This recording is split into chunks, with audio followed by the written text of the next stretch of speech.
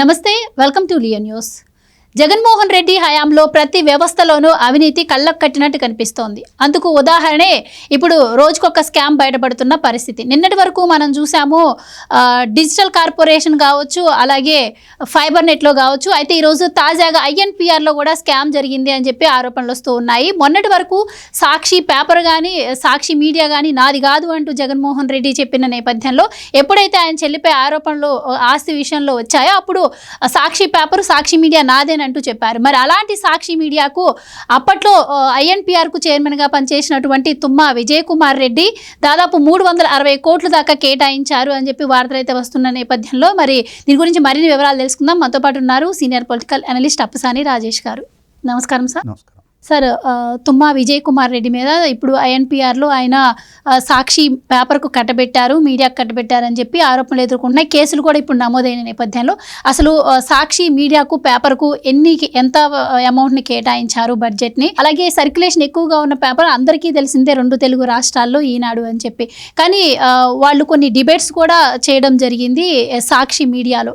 అంటే మేము కేవలం 170 కోట్లు మాత్రమే పెట్టాము, ఇంకా 170 కోట్లు అలోకేట్ అవ్వలేదు, కానీ అయినట్టు ఇప్పుడు ప్రచారం చేస్తున్నారు, ఎక్కువ మేము ఈనాడికే ఇచ్చాము అని చెప్పి కూడా ఇప్పుడు సాక్షిలో వాళ్ళు డిబేట్లో చర్చిస్తున్న పరిస్థితి. సో అసలు దీని వెనక ఏం జరిగిందంటారు? మొత్తం సాక్షి మీడియాకు కావచ్చు, పేపర్కి కావచ్చు, ఎంత బడ్జెట్ను వాళ్ళు కేటాయించారంటారు? మీరేం చెప్తారు? ఇప్పుడు ఏ ప్రభుత్వం అయినా సరే, అది జగన్మోహన్ రెడ్డి గారా, చంద్రబాబు నాయుడు గారా, లేదు XYZ, ఏ రాష్ట్రంలో అయినా ఏ పార్టీకి సంబంధించిన ప్రభుత్వం అధికారంలో ఉన్నా కూడా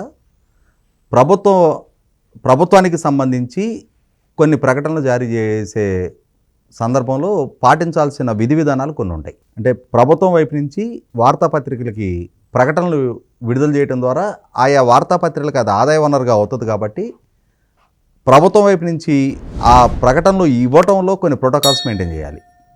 దానికి మొట్టమొదటిగా ఎంపిక చేసుకునే విధానం సర్క్యులేషన్ ప్రాతిపదిక. అంటే ఆ పత్రికకు ఉన్న సర్క్యులేషన్ బేస్ చేసుకొని ప్రభుత్వం వాళ్ళకి యాడ్స్ ఇవ్వాల్సి ఉంటుంది.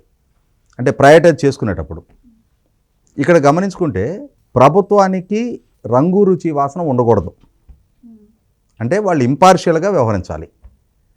రాజకీయపరమైన ఎఫిలియేషన్స్ తోటి నిర్ణయాలు చేయకూడదు.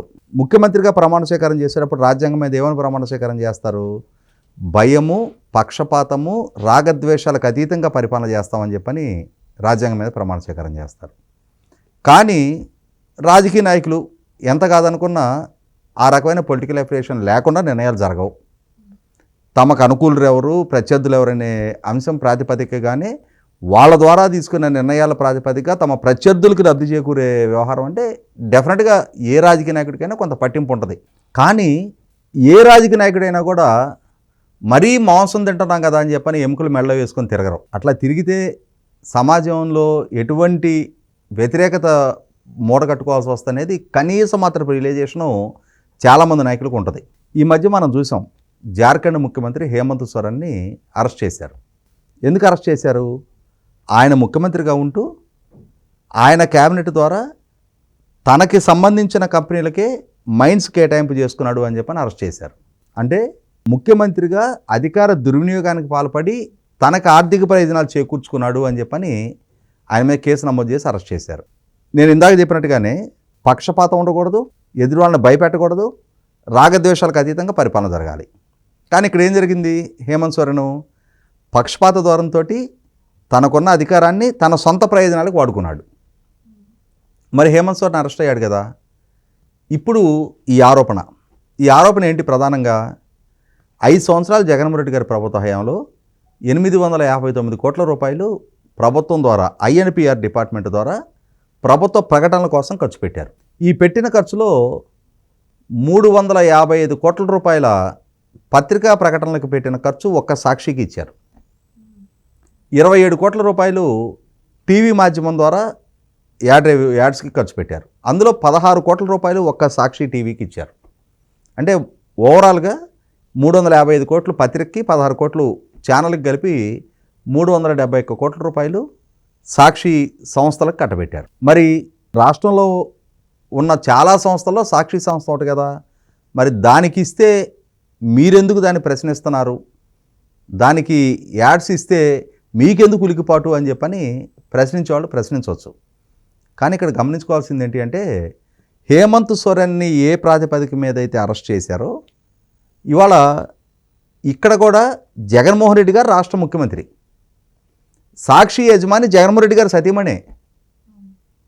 అంటే తాను ముఖ్యమంత్రిగా ఉండి తన ప్రభుత్వం ద్వారా తన కుటుంబ యాజమాన్యంలో ఉన్న సంస్థకి 371 కోట్ల రూపాయలు ప్రయోజనాలు చేకూరే యాడ్స్ ఇచ్చారు అని అంటే, పోనీ సాక్షి ఏదన్నా తెలుగులో లార్జెస్ట్ సర్క్యులేషను ఉన్న సంస్థ, మరి అంత ప్రయారిటీ దానికి ఎందుకు ఇచ్చారు?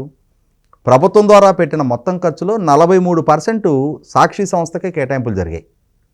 వాస్తవంగా కొన్ని దశాబ్దాలుగా, ఆల్మోస్ట్ 5 దశాబ్దాలుగా Eenadu largest circulation paper, first priority ఈనాడుకి ఇవ్వాలి. థర్డ్ లార్జెస్ట్ సర్క్యులేషన్ ఉన్న పేపరు ఆంధ్రజ్యోతి. ఇక్కడ గమనించుకుంటే అసలు ఈ సర్క్యులేషన్ కూడా ఒక ఆర్కెస్ట్రేటెడ్ నెంబరే. అంటే ఇక్కడ ఈనాడు ఆంధ్రజ్యోతికి ఉన్న సర్క్యులేషను ఏ ప్రభుత్వ అండదండలు లేకుండా వాళ్ళకి పాఠకుల్లో ఉన్న ప్రేక్షకాదరణ, పాఠకుల్లో ఉన్న ఆదరణ ప్రాతిపదికగా, వాళ్ళకున్న చందాదారుల ప్రాతిపదికగా వాటికి ఆ సర్క్యులేషన్ ఉంది. కానీ సాక్షికి ఉన్న సర్క్యులేషన్ వచ్చేటప్పటికి జగన్మోహన్ రెడ్డి గారికి ఉన్న అధికారాన్ని అడ్డు పెట్టుకొని మళ్ళీ ఇక్కడ కూడా నెలకి 200 రూపాయలు ఒక్కొక్క వాలంటీర్కి కేటాయించి 2,60,000 మంది వాలంటీర్ల చేత సాక్షి పేపర్ కొనిపించారు. అంటే 2,60,000 సర్క్యులేషను ప్రజల డబ్బుతోటే పెంచుకున్నారు. వీటికి తోడు జగన్మోహన్ రెడ్డి గారి పాలనా హయాంలో గ్రామ సచివాలయాలు, రైతు భరోసా కేంద్రాలు ఇట్లా మొదలుపెట్టి అన్ని ప్రభుత్వ కార్యాలయాలకు కూడా సాక్షి పేపర్ని బలవంతాన అంటగట్టారు. అంటే ఓవరాల్గా ఒక 3 లక్షల పైన ప్రజల డబ్బుతోటి సాక్షి సర్క్యులేషను పెంచారు. ఇదొక సాక్షికి డైరెక్ట్ ఆదాయం. ఈ పెంచిన సర్క్యులేషన్ చూపించి యాడ్స్ కట్టబెట్టారు. అంటే ప్రజల డబ్బే, అది ప్రజల డబ్బే, ఇది ప్రజల డబ్బే. మనం గోడ దెబ్బ చెంపదెబ్బ అంటాం కదా, అట్లా ఒకరిని చెంపబెట్టి కొడితే వాడెళ్ళి గోడ గుద్దుకున్నాడు. ఇటు చెంపదెబ్బ తగిలింది, అటెళ్ళి గోడ దెబ్బ తగిలింది. ఇవాళ ఈ చందాదారుల పేరిట ప్రజల డబ్బు, ఈ పెరిగిన చందాదారులను చూపించి యాడ్ రెవెన్యూ ఇంకొక అదనపు భారం ప్రజల డబ్బుతోటి. అంటే జగన్మోహన్ రెడ్డి గారికి మాత్రం రెండు వైపులా లబ్ధి ఆయనకి. ఎందుకు? వాళ్ళ సతీమణి కంపెనీ యజమాని, ఆ యాజమాన్యంలో పేపర్ నడుస్తూ ఉంది. ప్రజలు కట్టిన పన్ను డబ్బుని జగన్మోహన్ రెడ్డి గారు తన ప్రభుత్వం ద్వారా తన సంస్థ కట్టబెట్టుకున్నారు. మరి హేమంత్ సోరెన్ని అరెస్ట్ చేసినట్టు జగన్మోహన్ రెడ్డి గారిని ఎందుకు అరెస్ట్ చేయకూడదు? ఇక్కడ విజయ్ కుమార్ రెడ్డి అతను INPR కమిషనర్గా ఉండి అతని ఆధ్వర్యంలో ఈ కేటాయింపులు జరిగాయి. ఈ ప్రభుత్వ ధనాన్ని ఖర్చు పెట్టారు, సాక్షికి లబ్ధి చేకూర్చారు. విజయ్ కుమార్ రెడ్డి జవాబుదారీ. జగన్మోహన్ రెడ్డి గారి ప్రభుత్వంలో కదా జరిగింది. ఇది పాలకుడిగా జగన్మోహన్ రెడ్డి గారు జవాబుదారీ కదా, అంతిమ లబ్ధిదారు భారతి గారు కదా. ఇవాళ విజయ్ కుమార్ రెడ్డికి డబ్బు ముట్లా, డబ్బు చెల్లించింది ప్రభుత్వం, పాలకుడిగా జగన్మోహన్ రెడ్డి గారు, డబ్బు ముట్టింది భారతి గారికి. మరి ఆమె జవాబుదారీ కదా, ఆమె మీద ఎందుకు కేసు నమోదు చేయకూడదు? 100% నా వాదన అయితే ఈ కేసులో జగన్మోహన్ రెడ్డి గారిని అక్యూజ్డ్ నెంబర్ 1గా పెట్టాలి, అక్యూజ్డ్ నెంబర్ 2గా భారతి గారిని పెట్టాలి.